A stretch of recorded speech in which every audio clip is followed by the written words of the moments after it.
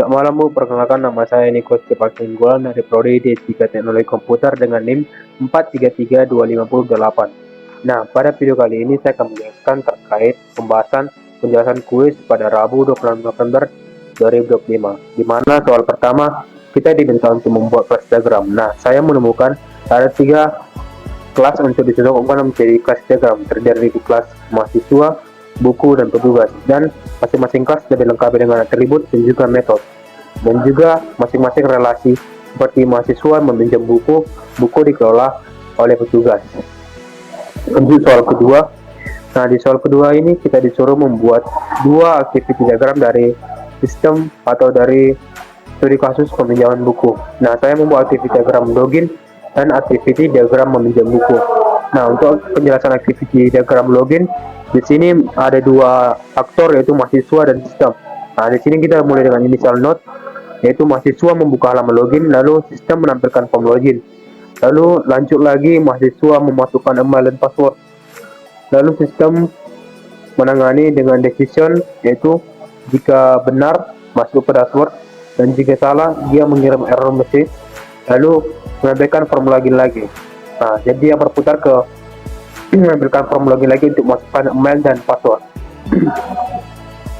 Nah, untuk activity diagram kedua yaitu meminjam buku. Nah, di sini ada 3 aktor, yaitu mahasiswa, sistem, dan petugas. Kita mulai lagi dengan initial node.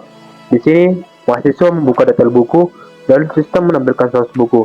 Nah, di sini ada decision juga, pertimbangan atau pertimbangan, yaitu jika benar maka mengklik tombol pinjam, jika salah atau tidak atau di statusnya dipinjam tidak bisa mengajukan, maka dia berhenti langsung di peminjaman ini. Nah, jika tersedia dia bukunya, maka lanjut lagi ke fork. Ini ada fork di mana sistem bisa melakukan 2 activity dalam sekali jalan, yaitu membuat permintaan peminjaman lalu mengirim notifikasi. Nah, ini kedua activity ini langsung masuk ke dalam petugas. Nah, petugas menerima daftar permintaan dan juga menerima notifikasi juga. Lalu petugas melakukan pemeriksaan, lalu mengupload permintaannya. Lalu sistem membuat recordnya, lalu mengubah statusnya buku, lalu mengirim notifikasi sukses. Setelah itu mahasiswa menerima notifikasi berhasil.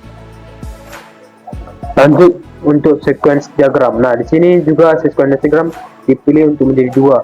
Saya membuat sequence diagram login. Nah, di sini ada lifeline terdiri dari mahasiswa, aktor mahasiswa, reference system, dan reference database. Nah, mahasiswa membuka halaman login, dan sistem memberi feedback, yaitu menampilkan form login kepada mahasiswa. Lalu mahasiswa mengisi email dan password, dan sistem itu lalu mahasiswa mengirimkan data login.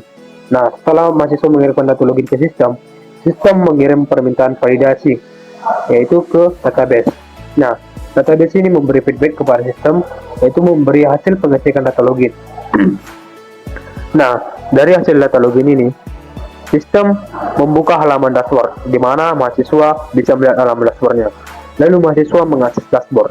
Nah, inilah proses login dari sequence diagramnya. Lanjut ke sequence diagram kedua, yaitu sequence diagram kedua itu mencari buku. Nah, di sini sama juga seperti login tadi, ada 3 aktor, di mana mahasiswa, sistem, dan database. Sistem dan database ini seperti aktor yang tidak manusia, jadi dia bentuk kotak. Nah, kita lanjutkan saja. Di sini mahasiswa membuka menu pencarian, di mana ke sistem. Lalu mahasiswa melanjutkan step kedua, itu mengirim permintaan ke sistem. Lalu sistem memberikan feedback kepada mahasiswa, itu menampilkan form pencarian.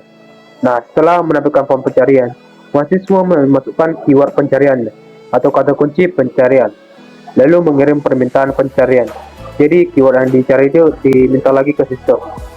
Lalu sistem mengirim permintaan cari buku kepada database. Nah, database ini menampilkan daftar buku yang dicari tadi kepada sistem. Lalu sistem menampilkan data buku lagi kepada mahasiswa. Lalu mahasiswa memilih buku yang ditampilkan tadi, lalu mengirim detail buku. Nah, ini untuk melihat detail buku, mahasiswa membuat ke sistem. Baru dari sistem mengirim permintaan detail. Ini maksudnya mengirim permintaan dari mahasiswa untuk melihat detail bukunya kepada database. Nah, database memberi informasi detail lengkap buku. Baru disinilah sistem memberi tampilan detail buku. Nah, di sini lengkap sudah terjadi pencarian buku itu berhasil di Instagram ini. Lanjut soal keempat. Nah, di soal nomor 4 ini kita dapat melihat requirement validation dari studi kasus pencarian buku dari segi complements, complete, dan konsistensi. Nah, untuk dari segi complete atau kelengkapan, di sini saya buat hasil validasinya, requirement belum komplit. Nah, penjelasannya tidak ada proses pengambilan buku dan juga tidak ada penjelasan lengkap tentang aturan tunggakan atau denda. Jadi di sistem itu belum ada tentang kayak seperti dia kalau tunggak atau lambat dia mengembalikan buku, jadi denda berapa gitu. Lalu kesimpulannya, requirement ini tidak lengkap karena masih ada proses dan aturan bisnis penting yang belum dijelaskan. Itulah yang dijelaskan tadi tentang denda itu. Lalu lanjut ke konsistensi. Nah, di konsistensi ini, sistem harus menampilkan status buku tersedia atau dipinjam, dan petugas harus memastikan buku benar-benar tersedia sebelum menyetujui peminjaman. Nah, dari hasil validasi ini, tidak ada penjelasan apakah status buku diperbarui secara real time sehingga berpotensi untuk konflik informasi gitu, tabrakan informasi. Nah, kesimpulannya, requirement tidak konsisten karena terdapat tumpang tindih peran antara sistem dan petugas. Jadi, sistem dan petugas itu kayak tumpang tindih prosesnya.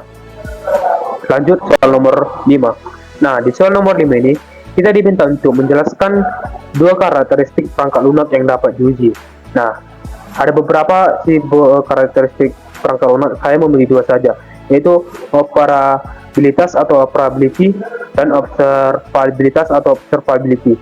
Nah, untuk penjelasan observabilitas ini, contohnya aplikasi memiliki tampilan jelas, navigasi rapi, notifikasi error mudah dipahami, tester bisa menguji lebih cepat tanpa kebingungan. Jadi, untuk operabilitas ini jika ada error atau navigasinya rapi, tester bisa mengujinya lebih cepat tanpa kebingungan di mana itu tetapnya kesalahannya gitu.